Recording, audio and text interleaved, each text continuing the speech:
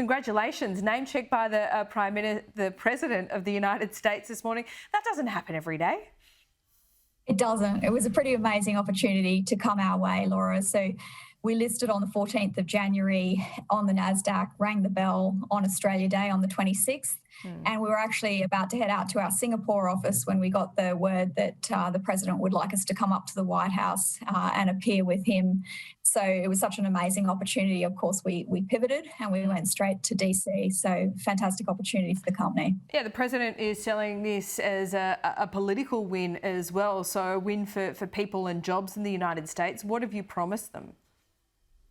Well, this is exactly what they were hoping for with President Biden's infrastructure bill that he put in place, which is to pull onshore foreign companies to come and manufacture in America to create American jobs. So we're the perfect example of what they were hoping to achieve with his bipartisan infrastructure law, which has $5 billion dedicated to EV charging, to 500,000 EV chargers, and another $2.5 billion in competitive grants, which help with disenfranchised communities and areas in terms of rolling out a network right across America. So when will the factory actually be operational? And when you talk about that demand, what do you expect the demand to be for tritium in the whole market? Yeah, so Q3 is the factory operational date, so it should open at the start of Q3. We're even shooting for as early as late Q2, and then we start production at full rates in Q3. So July or August of this year is when we should be kicking off factory. And it's not a particularly lengthy process to open the factory, relatively lightweight tooling and equipment. And demand for tritium we expect to be very, very significant. So at the start of last year, we made 70% of our revenue from Europe. By the time we finished last year, it was 43% from North America and 43% from Europe, so perfectly equally weighted after traditionally being a company that made most of our revenue from the more advanced and mature EV market of Europe. And North America's just come online massively since President Biden first made his announcement in March and then passed the law in November. We hold number 2 market share in North America. So as we watch that market kick off, if we only hold number 2 market share, we expect enormous demand. But what we are actually hoping to do is take number 1 market share, because our main competitor, who has number 1, ABB, is about to spin off through an IPO. So we see that as an opportunity to grab number 1 market share. Why have you chosen to build your chargers in the United States? Couldn't you have done this in Australia? Well, the Australian factory will stay in place to service the Asia-Pacific region, but the biggest reason to build close to your ultimate customers with these is because of the fact they're a big, heavy volume product, like bigger than a fridge. Some of them are 7 foot high, very, very heavy. Air freight basically disappeared, as you know, with Fortress Australia. We closed down all of the routes and we didn't have any passenger flights. Shipping has been taking way longer. So we put some things on a ship in September that didn't reach the States until January. So we're a long way from our customer base, and this will allow us to truck to our customers across North America. And the Australian factory will stay in place at the 5,000 units that it can already build per year. Will service that Asia-Pacific region, particularly Australia, New Zealand. We've now got a presence in Singapore, and we're selling into Thailand and the Middle East. So it will service those other regions for us. Okay, so it sounds like America is about to be your biggest market, particularly with this factory coming online. And you note those supply chain issues there as well. And you're certainly not unique in that sense. But when it comes to the Australian market, how do you see your factory in Brisbane expanding, noting where, I guess, the politics is at when it comes to electric vehicles and any kind of encouragement there from governments? Look, I think we're at maybe 1.9% now is the latest figures that I saw in terms of the fleet, which is below most of the rest of the developed world and the G5 nations.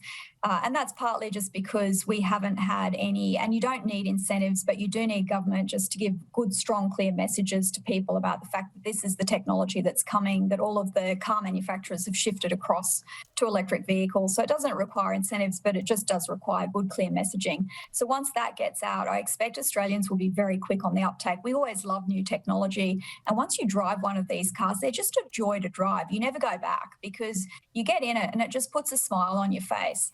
And once your friends have one, you're going to want to buy one. So I think Australians will really start to pick up on the uptake. The biggest barrier we've had here is really price parity. So in the States, there's not such a big discrepancy between an EV and an internal combustion engine vehicle, whereas in Australia, it's a very expensive purchase and there's still quite a large purchase price differential.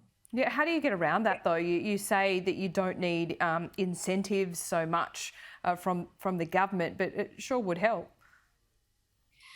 Look, what's going to happen is we're going to see more and more models come in. So BYD is going to bring in a cheaper Chinese model. If you want to go faster, absolutely, incentives help. And that's what we've seen with the states. They want to be a leader in this. And of course, if you lead in this, you get all of the economic benefits that come with being a leader instead of a follower. So I'd absolutely love to see Australia be a leader in the uptake of EVs rather than a follower.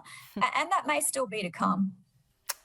You talked, Jane, about good, clear messaging. At the last election, you probably remember that the Prime Minister and some of his ministers were warning that electric vehicles might end the weekend. That's probably not what you were after, right?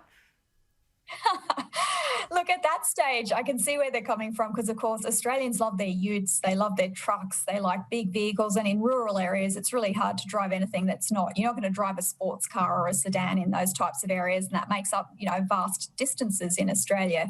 But now they're all coming on the market. So you can buy, a Rivian truck and you can buy the F-150 Lightning, Ford Lightning. So those sorts of vehicles will be available. The pickup trucks will be coming. And at that stage, I understand where the Prime Minister was coming from, saying, well, you can buy a sedan or a Porsche Taycan or a sports car, but now you're going to have these Chinese BYD cars, you're going to have Rivian, you're going to have Lucid, you're going to have Polestar, you're going to have all of these new vehicles hitting the market that are suitable for the weekend. And I think the Prime Minister's realised that and really changed his tune because there's this great array of vehicles to choose from now. Yeah. Jane, just before I let you go, you would be very aware that we're about to go into an election campaign. Is there anything you want to see from either leader?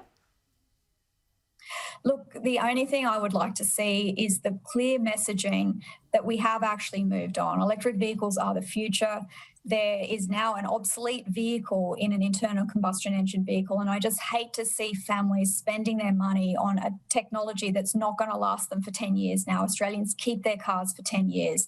So to go out and waste your annual income, all of your spare cash on that, which is what it is for some Australian families, it's just a real pity not to see government come out and just clearly say the next vehicle you buy should be an electric vehicle. And if they just come out with that great clear messaging, that's what I'd love to see. Okay, Jane Hunter, live from Washington, DC. Congratulations. Thanks so much for your time.